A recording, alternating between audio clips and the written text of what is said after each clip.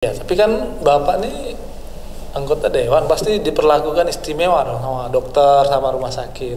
Itu ada perlakuan gitu atau perbedaan kan atau gimana? Kalau perbedaan Ya. sedikit banyak pasti Ada. Itu harus saya akui jujur. Ya. Tapi ketika saya masuk ke rumah sakit, saya tidak ada sebut bahwa saya itu anggota dewan. Oke. Tapi begitu mereka lihat datanya ini leak kayak anggota dewan, mereka tahu sendiri. Tahu Ini sendiri. anggota dewan ini dia bilang.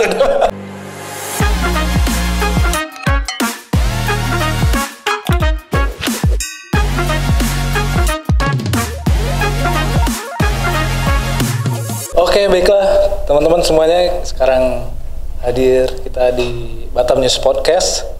Kali ini kita akan membahas mengenai bagaimana seorang penyintas COVID yang pernah menderita atau terinfeksi COVID bisa bertahan hidup dan dengan motivasi. Dan bersama saya sudah hadir Pak Likai. Selamat sore Pak Likai. Selamat sore. Pak Likai Selamat sore semuanya. Ya, selamat sore. Ya, Pak Likai ini adalah seorang anggota dewan yang pernah punya pengalaman terinfeksi virus COVID ini. Tapi beliau nyaris saja cerita menariknya nyaris saja putus asa gitu. Maksudnya nyaris saja kalau tidak ditangani dengan tepat dan tidak punya motivasi yang kuat bisa lewat gitu Pak ya. Iya. Nah, seperti apa ceritanya? Ini nanti kita akan gali nih teman-teman. Oke Pak Likai, mungkin bisa cerita ya seperti apa hal yang Anda bayangkan ketika COVID itu semakin menggerogoti kesehatan Anda ketika itu Pak. Apa yang terjadi, apa yang Anda rasakan begitu? Jadi Ya. ketika kita pertama kena COVID itu, saya kena itu kira-kira tanggal 16 lah. Ya. Tapi sudah cukup lama, meskipun sudah cukup lama. 16 saya isolasi mandiri, dan ketika itu saya ke beberapa dokter untuk rapid, ternyata masih belum menyatakan negatif. Tetapi penciuman setiap hari makin berkurang dan nafsu makan itu sudah hilang. Ya. Ketika sampai tanggal 24 November, sudah berjalan 8 hari, saya tes, hasilnya PCR, tes tanggal 25 hasilnya keluar, ternyata saya negatif. Tapi ketika itu saya masih ngotot mau isolasi mandiri lagi. Waktu itu udah curiga Pak ya? Iya. Udah curiga kalau Sudah itu curiga, COVID. karena penciuman sudah hilang. Sudah hilang. Ya, jadi 25 sudah positif kena. Iya. Positif COVID. Setelah dites PCR itu ya. Saya masih pikir masih mampu untuk melakukan isolasi mandiri. Ketika 25 saya tes lagi, 26 ternyata memang sudah positif lagi, saya sudah nggak tahan sebenarnya. Iya. Jadi ketika itu saya ketemu seorang dokter yang luar biasa, yaitu Dr. Nopi, yang menyampaikan bahwa saya harus lebih baik ke rumah sakit. Karena dengan umur saya sudah 56, mendekati 57, saya akan sangat sulit untuk isolasi mandiri. Karena kondisi saya sudah sangat lemah. Karena ketika itu saya untuk jalan aja udah berat. Iya. Jadi ketika itu saya masuk ke rumah sakit dengan diantar oleh staf saya sampai di rumah sakit saya sudah nggak bisa jalan. Udah nggak bisa jalan ya? Jalan. Karena saya sudah oksigen saya sudah di bawah normal. Iya. Jadi jalan nggak kuat, sehingga saya sudah dibantu dengan kursi roda. Masuk sampai rumah sakit, saya masuk ruangan, memang belum sempat masuk ICU karena lagi tunggu dokternya datang. Tapi saya sudah dikasih infus, dikasih obat semua.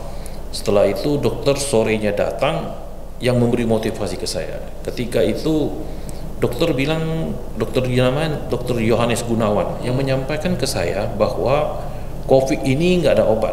Semua harap semangat Bapak dan rajin berjemur, nafsu makan harus ditingkatkan, ya kan? Jadi sehingga saya pikir ya benar juga ya. Terus dokter lihat saya memang agak parah, ketika dia suruh malam itu juga langsung suruh saya ronsen, sampai cek darah semua, ternyata ya memang saya sudah, paru-paru saya sudah terinfeksi 60% ke atas, sudah boleh dikatakan kena virus semua. Terus jantung juga sudah tidak normal, jantung saya sudah, denyutan jantung sudah 150 ke atas, liver juga sudah tak normal semua. Dan dokter menyampaikan kamu tetap harus semangat. Yang bisa obat COVID ini adalah semangat kamu dan harus makan. Yang paling penting kamu harus makan, rajin berjemur, olahraga, Sehingga saya ketika sudah mulai hari ketiga sudah mulai bisa bangun, saya tidak bisa bangun pun saya pakai kursi roda, suruh dorong ke tempat di tengah-tengah gitu, jemur, ya kan, sampai bibir saya pecah. Tetap kenapa saya mau buat gitu? Karena ketika kita sampai di situ kita terpikir saya masih nggak pingin mati lah, istilah gitu. Tapi saya, udah kebayang-bayang juga. Iya, sudah terbayang-bayang. Tapi saya nggak mau mati. Saya pikir saya nggak masih banyak hal karena saya masih punya anak kecil satu lagi. Saya masih pingin hidup, ya kan. Jadi setelah saya masuk, ternyata saya mampu melewati kritis ini semua kan. Masa kritis. Ya, masa kritis itu saya lewatin dan terakhir pulihnya juga sangat memuaskan. Ya, otomatis ya memang kata dokter benar sekali. Jadi kenapa saya mau sampaikan ini ketika terakhir ini saya sampaikan? Karena saya lihat makin banyak saja yang kena. Teman-teman juga satu hari bisa bertumbangan 3-4 yang meninggal. Yang kita kenal loh, yang kita tak kenal, ya kan? Belum yang kita nggak kenal. Belum yang kita tidak kenal, ya kan? Dan semakin dekat ke orang-orang terdekat kita gitu. Iya benar. Walaupun sudah prokes Jadi satu hari itu saya lihat minggu kemarin itu 3 sampai yang meninggal. Saya pikir motivasi saya hanya ingin menyampaikan ke publik, memberikan motivasi kepada semua yang ada baik di Batam atau di mana saja yang berada, bahwa COVID ini jangan ditakutin, ya kan? Memang kita harus menghindari. Tidak penting ya kita jangan keluar. Tetapi kalau sudah kena, ya kita harus berani menghadapin. Dengan cara apa? Semangat yang tinggi, kuat makan, kuat jemur. Itulah obat yang paling bagus. Dikasih obat apapun, kalau kita tidak punya semangat, tidak ada gunanya juga. Dan terakhir ini saya lihat paling banyak, saya pribadi mendapat setiap hari itu boleh katakan 5 sampai 10 orang pasti ada yang cari masalah oksigen, masalah obat, ya kan. Juga di sini memang suatu hal juga ya. Ketika saya kena itu nggak ada bahwa istilah ada obat ini, obat antivirus, obat apa kan. Obat seadanya aja lah. Ya, gitu kira-kira. Jadi ketika dirawat itu, apa yang terjadi dalam ruang perawatan itu, apa yang Bapak lakukan dan tenaga medis lakukan agar Bapak tetap menjaga bisa pulih seperti sekarang? Jadi bagaimana perjuangan mereka dan perjuangan pasien juga di sana ya? Iya. Pasti menarik atau punya cerita sendiri. Jadi ketika kita di dalam suatu ruangan yang kita huni dengan 3 orang waktu itu, satu kamar 3 orang, ketika waktu itu masih kurang seberapa, nggak sedahsyat sekarang penuh gitu ya. Jadi kita saling tukar pikiran, saling olahraga, saling jaga. Terus suster yang ada saya masuknya kebetulan di Budi Kemuliaan, baik dari dokter dan susternya itu memang luar biasa. Luar biasa. Dan kita lihat di situ betul-betul mereka mempertaruhkan nyawa mereka untuk menyelamatkan nyawa orang banyak gitu. Nyawa orang banyak. Dari 24 jam dijaga terus. Dijaga terus. Jadi mereka itu bagi 3 shift. Tapi di sini kita patut acungi jempol juga dokter, timnya yang di Budi Kemuliaan ya. Mereka kerja betul-betul luar biasa. Betul-betul. Dan motivasi yang mereka berikan, ada apa-apa kita panggil, dia datang, dia memberi motivasi ke kita, ya kan. Jadi ketika kita sudah dalam masa kritis gitu, yang kita pikirkan itu istri anak kita. Istri dan anak jadi saya harapkan masih juga, kepikiran tapi ini kalau tewas soalnya sakit jadi kalau kita tewas ini bisa tak ketemu lagi lah mereka ini. Ketemu lagi. Ya kan? Mereka pun tak bisa ketemu kita lagi lah. Kayak gitu, untuk melihatnya pun melihat mayat kita pun tak bisa lagi setelah gitu. Itu udah segala sesuatu misalnya risiko itu udah dipikirkan gitu. Jadi tinggal semangat terjadi. Semangat kita lah, harus tetap semangat lah. Ya kan? Lalu sekarang Pak, ini aktivitasnya setelah sembuh dari COVID itu, apa yang ada nggak efeknya ke tubuh atau ke mana? Sampai saat ini masih nggak ada ya. Tapi banyak yang memang teman bilang harus cek paru-paru apa gitu ya. Tapi saya pribadi juga sudah pernah cek, ternyata memang masih nggak ada efeknya ya. Terus yang penting saya kira semua sama, baik yang setelah kena COVID ataupun yang sebelum kena COVID, diperbanyaklah. Tidak bisa olahraga pun banyak dijemur. Jemur itu yang paling bagus.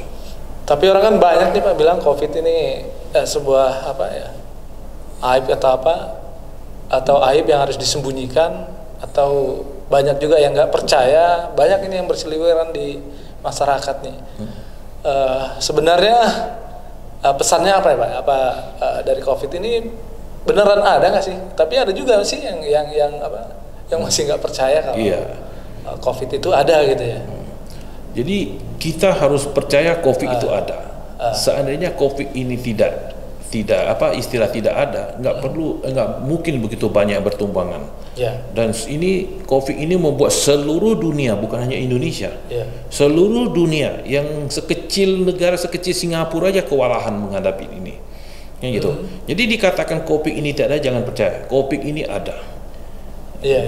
Dan obatnya sudah mulai ditemukan ya, dan sekarang masih sudah ditemukan vaksin ya. Jangan merasa bahwa vaksin ini akan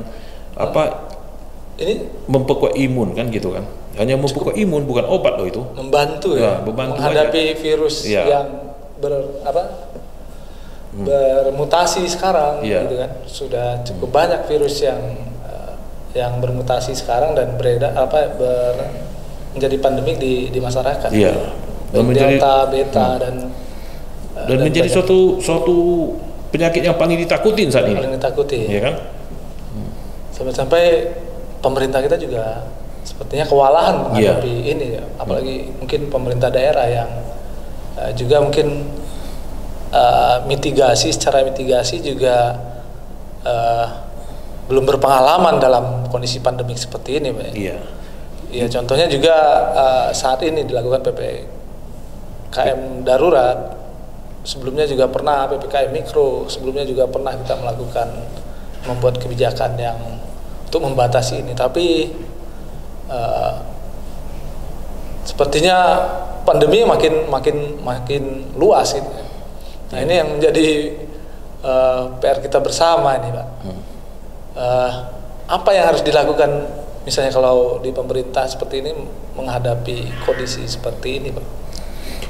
Kalau untuk menghadapi pandemi ini ya, supaya tidak menular, kalau saya lihat ya, saya pribadi melihat, saya memperhatiin berapa 1 bulan terakhir inilah ya. Sebelumnya tidak begitu banyak. Kenapa? Setelah itu katanya ini masalah orang mudik. Ini mudik sudah lewat 1 bulan lebih kan? Sudah masuk hampir 2 bulan ya. 2 bulan. Kenapa sekarang begitu dahsyat? Sebaliknya saya lihat dari pemerintah pusat maupun sampai ke daerah lebih memperhatikan sistem vaksinnya. Karena setiap kali vaksin, saya terasa ini menurut pendapat saya ya. Itu akan setiap vaksin itu akan terjadi kerumunan massa. Kerumunan massa itu apakah di luar itu kerumunan massa di stop, dilarang, tetapi ketika vaksin di kerumunan massa tidak di stop. Itu kan sangat bahaya. Justru menjadi ajang penularan gitu ya. Ini bukan terjadi hanya di Jakarta atau Jawa Bali lah. Tapi ini seluruh Indonesia yang terjadi vaksin semua. Lihat ada kantor yang pagarnya roboh. Apa semua di Batam juga sama. Jadi sistem vaksin ini harus dirubah. Kita tidak usah memperlihatkan jauh-jauh. Contohnya Singapura sudah begitu. Kita hitung negara yang maju lah, negara yang paling kecil yang gampang diatur. Singapura itu sudah dinyatakan aman lah, titik aman, dan mereka itu sudah, istilah bahasa kasarnya sudah katanya sudah mau berdamai sama COVID, sudah anggap flu biasa. Tapi 2 hari ini kewalahan lagi kan? Kenapa? Karena dalam satu kapal itu yang kapal pesiar mereka yang berhuni sekitar 3.000 orang, satu kena aja sudah kalang kabut sekarang kan? Baru satu yang kena aja dia sudah kalang. Apalagi kita sekali vaksin begitu banyak tempat. Contoh semalam yang terjadi, semalam atau 2 hari yang lalu kan yang terjadi bahwa yang divaksin cuma 2.500 tapi datang ratusan bahkan ribuan ya kan? Nah, itu kan terjadi suatu kerumunan massa. Apakah itu tidak membahayakan? Menurut saya sih bahaya. Pasti bahaya. Kan gitu. Ya kan? Dan pemerintah juga harus memberi semangat lah kepada masyarakat dia. Kita setuju bahwa PPKM ini dari pusat, dari mana ditunjukkan. Kita setuju bahwa masyarakat itu tidak keluar, tapi sebaliknya kita harus pikir loh, apakah dengan mereka tidak keluar mereka bisa makan? Enggak. Yang terutama pekerja lepas yang harian itu kan, seperti buruh kasar, tukang yang kerja di restoran, mereka kerja harian loh. Restoran tutup berarti mereka kan tidak ada mata pencariannya. Sedangkan mereka hidup papasan, itu kan harus dipikirkan. Ya kan? Saya kira itu pemerintah harus bersifat lebih selektif dan lebih lebih profesional dalam hal itu. Karena kalau tidak ini akan terus. Jadi kalau pemerintah pusat asyik dikatakan dari pusat bilang, wah ini semua karena mudik, karena saya kira saya nggak setuju. Ya kan? Dan suatu kebijaksanaan itu harus melalui evaluasi dan disosialisasi dulu. Jangan langsung ambil orang kalang kabut, Pak. Ya kan? Satu lagi kan vaksin ini kita terbatas, tapi syarat perjalanan segala macam dibutuhkan sertifikat vaksin. Lalu apa yang harus dilakukan masyarakat begitu ya? Iya, benar. Itu juga menjadi dilema gitu. Dan kontraproduktif dengan di lapangan gitu loh. Sementara mereka bukan tidak mau bervaksin, tapi mendapatkan vaksin sekarang juga susah gitu. Termasuk keluar kemarin dari penyelenggara vaksin juga mereka belum dapat stok vaksin. Iya, betul. Gitu. Juga kalau kita lihat sekarang ini PPKM yang ditentukan itu salah satu yang ditanyakan mau kemana, sudah vaksin belum, ya kan? Permasalahannya orang mau vaksin ada nggak vaksinnya, kan gitu? Banyak yang orang antri sudah sampai ke dia ternyata penuh. Buka link hari ini, berapa hari ini paling hot lah. Begitu PPKM berlaku, buka link aja sudah langsung penuh. Buka link aja sejam 2 jam penuh. Kenapa? Karena orang sudah pingin vaksin pula sekarang ini kan, tapi barangnya itu tidak ada. Jadi kalau mau tanya, hari ini ada viral di media satu anggota DPRD, DPR RI yang menyatakan kalau ditanya vaksin jangan, karena yang divaksin, yang ada vaksin kita stok cuma 80 juta, rakyat kita 275 juta. Kalau hanya vaksin jangan PPKM. Benar sebenarnya. Orang mau vaksin nggak ada barangnya. Contohnya sekarang lu mau vaksin, susah banget. Ya kan? Ada yang teman saya sudah 3 kali dia antri di puskesmas sampai ke dia habis tak ada vaksin. Mau katakan gimana? Masuk cadangan. Dan vaksin kalau masih sistem pakai link gitu ya, itu akan sangat sulit. Banyak orang tua yang nggak paham loh. Banyak yang masih, contohnya lah, buru-buru kasar, dia mana tahu linknya itu apa? Benar kan? Isinya susah. Isinya gimana? Tunggu dia ACC kan susah. Benar kan? Belum lagi nanti harus sertifikatnya harus dikirim, ya kan? Harus tahu lagi. Kalau tidak, banyak orang SMS masuk mungkin nggak dibaca sudah dibuang, ya kan, sudah delete dia. Ternyata itu penipuan. Ya kan? Ternyata itu adalah laporan bahwa kita sudah divaksin dapat sertifikat. Banyak yang tidak tahu. Salah satunya orang tua saya. Mana paham dia? Umur orang tua sudah mau 90. Sekarang seperti katanya dia seumur hidup cuma sekarang ini seperti di dalam sarang burung aja dia bilang. Dalam sangkar burung itu aja sudah sampai 90 gitu ya. Dia mana paham dengan link apa semua, nggak paham. Jadi itu harus kita perhatikan juga. Tapi saya setuju dengan pagi tadi yang viral di media itu bahwa kalau hanya tanya vaksin janganlah. Dan ternyata sekarang ini juga kita lihat di mana-mana itu seperti di Batam lah, ya kan? Jalan dicekat sini, cekat sana, putar-putarnya lolos juga kan? Lolos juga. Kan kita nampak semua kan? Contoh saya tadi dari Nagoya ke tempatnya Batam News ini, kantor Batam News, cuma satu cekatan lewat sana, lewat sini tak ada juga lagi, tidak terjadi percekatan lagi kan, nggak ada dicegat lagi gitu loh. Jadi kalau melihat dari A sampai Z tadi Pak, itu kita udah cocok belum ini? Kalau COVID ini dianggap flu biasa gitu ya? Saya kira belum. Karena berbeda dengan Singapura ya, mungkin yang sudah siap segala macam infrastruktur, medis, vaksin, obat. Mereka kan declare pun itu sebagai flu biasa. Saya pikir kita pikir biasa aja. Maksudnya mereka kalau sakit ya udah diobat. Rumah sakit ada, tempat ada gitu. Dan kasusnya tidak banyak gitu. Penduduknya kan juga sedikit.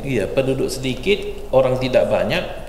Ternyata kalau dia kena dia pun kewalahan juga kan. Ya kan? Jadi ini sistemnya memang tidak boleh bahwa kita menegar. Contoh waktu pertama ada COVID ini masih tahun 2020, yang paling bagus di Asia Tenggara, yang parah Indonesia, Singapura kan.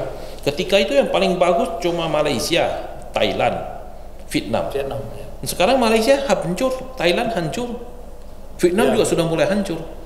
Ya kan? Jadi cara penyekatan ini, cara-cara penjagaan ini yang sangat sulit, karena virus itu di mana-mana, COVID ini di mana-mana, kita nggak tahu, ya kan? Dan saat ini lebih dahsyat lagi karena kalau saya lihat meninggal ini bukan karena COVID ini juga, karena penanganannya ini jadi masalah. Karena contoh ada berapa hari yang lalu teman saya tidak dapat rumah sakit, sudah parah, akhirnya putar-putar meninggal. ya kan? Nah, itu kan terjadi. Tragis itu Pak. Nah, ya kan? Dalam rentang 1 hari aja barangkali Pak. Iya, jadi kita juga harap di sini ya, bukan apa, baik pemerintah, baik pengusaha harus sama-sama, karena harus sama-sama, baik masyarakat semua, kita harus kompak semua. Jangan ada beda seperti Ahmad berkata ya, yang saya sering ini mungkin banyak yang tidak suka sama saya. Kenapa? Kita tidak bisa beda antara kaya dan miskin, nggak boleh Pak. Karena ini penyakit, ini nyawa manusia. Boleh dibentukkan ekonomi, boleh dikatakan orang ada kaya ada miskin, tapi dalam nyawa itu tak ada kaya miskin. Dipanggil tetap mati. Ini yang saya tidak apa, yang saya nampak sebenarnya, ya kan? Ada perbedaan di situ gitu. Jadi kita harus sama-sama. Masyarakat juga nggak boleh bandel gitu ya. Jadi juga sama-sama masyarakat juga nggak boleh bandel, harus sering di rumah. Percayalah, COVID ini ada. Saya sendiri sudah kena, hampir tewas. Jadi semua ini kena. Dan saya tidak mau publikasi. Kenapa? Ini tidak ada bisa dibanggakan kok. Tapi begitu saya lihat, begitu orang banyak berjatuhan, begitu tiap hari yang telepon begitu banyak, yang takut gini lah kan. Jadi saya kasih motivasi, saya kira ini perlu saya sampaikan untuk memberi motivasi kepada semua orang bahwa COVID ini ada, tetapi semua penyakit ini bisa kamu sembuh, bisa dilawan hanya dengan semangat kamu dan kemauan kamu. Kalau kamu baru kena aja sudah langsung down, ngedrop, kan semua gini, kena langsung down, langsung pada keluar semua. Nah, sudah dia cek, wah ini saya kena ini, saya mati nih, pasti mati. Padahal enggak, ya kan? Dia masih kalau dia mau berjuang kan masih bisa. Ya kan? Dan manusia tidak ada satu manusia yang istilah tidak ada penyakit, pasti ada. Pasti ada. Cuma cara kita, kalau semangat kita ada, kenapa tidak hidup? Ya kan? Saya sendiri sudah anggap, aduh ini selesai nih, jadi makanya saya bisa. Berarti semua orang bisa kan gitu. Semua orang bisa. Padahal udah nggak muda lagi lah Pak ya. 40-an lah Pak. Udah hampir 60. Hampir 60 ya. Iya. Hampir 60. Baru-baru ini yang meninggal banyak muda loh, 40, banyak yang 30 ke 40 Pak. Ya. Iya kan? Iya. Jadi hanya semua jangan bandel lah. Sementara ini tahan diri, ya kan? Terus banyak berjemur, olahraga juga, nggak perlu olahraga mewah seperti harus main golop. Banyak yang kena. Sekarang kalau terbaru ada lapangan golop, sepeda, jangan dulu. Cukup di depan rumah jogging yang gampang-gampang aja, saya keluar keringat, kena sinar matahari, udah selesai. Karena yang paling buat kita paling antivirus itulah obatnya yang paling bagus. Ini betul-betul dikatakan Dr. Johannes Gunawan itu benar-benar benar. Karena saya sudah merasakan. Apa itu Pak? Yaitu jemur. Berjemur ya? Olahraga. Kuat makan, vitamin kontrol tetap dijaga sudah. Mungkin vitamin cukup dengan kuat makan, vitamin imun kita bisa tambah. Yang penting jemur. Karena memang obatnya nggak ada gitu. Iya. Dan kasih makan banyak makan buah, ya kan? Udah cukup. Nah, kalau mau menghindari virus ini ya itulah COVID ini ya, inilah yang jalan terbaik. Ya kan? Kalau kita masih bandel, keliaran ya gimana lagi gitu. Ya, tapi kan Bapak nih anggota dewan pasti diperlakukan istimewa dong sama dokter, sama rumah sakit. Itu ada perlakuan gitu atau perbedaan atau gimana? Kalau perbedaan sedikit banyak pasti ada. Itu harus saya akui jujur. Tapi ketika saya masuk ke rumah sakit, saya tidak ada sebut bahwa saya itu anggota dewan. Tapi begitu mereka lihat datanya ini leak anggota dewan, mereka tahu sendiri. Ini anggota dewan ini dia bilang. Ya kan? Tapi saya masuk, saya tidak pernah menyatakan saya itu anggota dewan. Enggak pernah juga. Protes-protes yang ini gimana ya? Enggak, kita keras juga kayak biasa itu. Enggak, kalau karena memang sudah ditangani. Ya, ditangani yang bagus. Terus juga kadang-kadang itu ada protes karena kadang-kadang ya seperti suster yang masukin infus masih kurang pintar sehingga sakit banget itu ada. Tapi selebihnya selebihnya sangat profesional lah kalau kita lihat di Budi Kemuliaan ya kan. Kecuali kemarin saya masuk saya ini anggota dewan gini nih kan. Waktu itu saya mau ngomong aja sudah berat. Saya ngomong telepon aja bisa ngomong hari berapa kata tahu-tahu putus. Mau ngomong tak bisa keluar suara loh. Suara saya hilang. Ya kan? Jadi masuk kadang-kadang bukan tambah protes, salah protes lebih cepat lagi game overnya nanti. Ya kan? Ya. Itu Bapak masuk rumah sakit lalu berapa lama bisa kembali pulih normal lah ya? Maksudnya belum negatif tapi kembali normal, mungkin sudah bisa ngobrol, komunikasi dengan lancar atau makan. Itu berapa lama? Kalau ketika saya masuk itu sampai saya nggak batuk-batuk itu sekitar 10 hari. 10 hari ya? Ya, betul-betul normal, sudah berjalan normal sekitar 10 hari. Masuk ke tanggal sekitar saya tanggal 6 masuk, tanggal 6 atau tanggal 8 sudah mulai normal.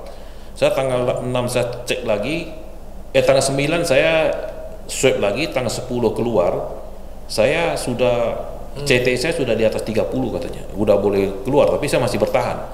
Sampai tanggal 12 saya baru swab lagi, dokter sudah bilang memang masih positif, tapi ini tingkatnya sudah CT-nya sudah 36, 37, masih tingkat 100 positif, tapi sudah tidak menular. Dia boleh suruh saya boleh pulang. Tanggal 12 saya pulang, tapi karena kita masih ragu dong. Ini bisa tular tak ke keluarga kita? Saya keluar, saya nginap di Aston sampai tanggal 17. 17 saya di Aston juga sama, saya olahraga terus, jemur terus sampai tanggal 16 saya swab, tanggal 17 hasilnya keluar negatif, saya baru pulang. Pasti diingat seumur hidup ini. Karena jangka waktu yang saya tempuh itu dari pertama sampai itu hampir sebulan. Sebulan. Kalau dihitung ya 1 bulan. Dan waktu itu juga belum ada vaksin, Pak? Belum ada vaksin. Sekarang udah vaksin ya? Sekarang sudah vaksin? Sudah vaksin. Berarti semakin tinggi lah, imunnya udah dicek juga berarti, Pak ya? Dan ini satu hal yang paling saya mau sampaikan, lupa tadi saya sampaikan. Ketika saya di dalam, ada teman lama saya, satu kampung sama saya tidak usah sebut namanya, umurnya sudah 70 sampai 80 tahun, 75 ke atas. Dia penyakit bawaan lagi, dia penyakit jantung lagi. Ketika dia di dalam, 1 bulan lebih hampir 2 bulan, dia bisa sembuh loh.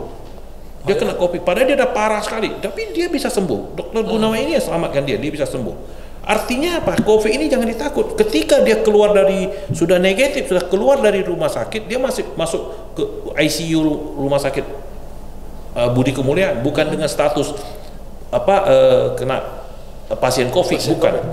Sudah, karena dia sudah negatif. 1 bulan lebih anaknya sendiri yang di dalam itu menjaga dia sampai anaknya menjadi positif. Tapi jaga dia, akhirnya dua-dua negatif, dia keluar semua masuk ke itu. 1 bulan sampai 2 bulan dia baru sembuh. Itu lebih berat lagi. Padahal orang sudah anggap pasti ini game over ya. Tapi ternyata memang semangat itu ya. Jadi kembali harus semangat. Kalau tidak semangat, ya apapun tak usah istilah. Kalau nggak ada semangat, apapun tidak jadi lah gitu. Ya kan? Jadi orang pengen tahu nih Pak, kenapa Pak Lika bisa ketularan gitu? Mungkin abai prokes atau memang lagi khilaf atau lupa gitu Pak. Jadi gini ya, saya tanggal 15 November itu menghadiri acara. Ada acara? Ya, ketika itu pesta perkawinan. Istri sudah sampaikan jangan pergilah. Karena setelah COVID ini saya jarang mau keluar. Baik acara apa aja pun saya jarang mau hadir, ya kan? Ketika itu istri sudah bilang jangan pergi.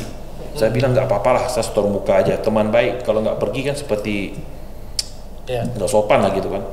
Akhirnya saya pergi, sampai di situ saya kira saya cuma sekitar 15 menit 20 menit aja, ketemulah pejabat-pejabat di situ dan memang ramai kali. Saya sempat duduk minum aqua sama dia makan dia punya makanan satu gitu. Begitu saya sudah siap, saya lihat di atas ramai, saya langsung tinggalkan tempat. Saya tanpa permisi sama teman-teman yang lain lagi, saya langsung naik atas. Salam pun bukan salam jadi gini, saya langsung pulang.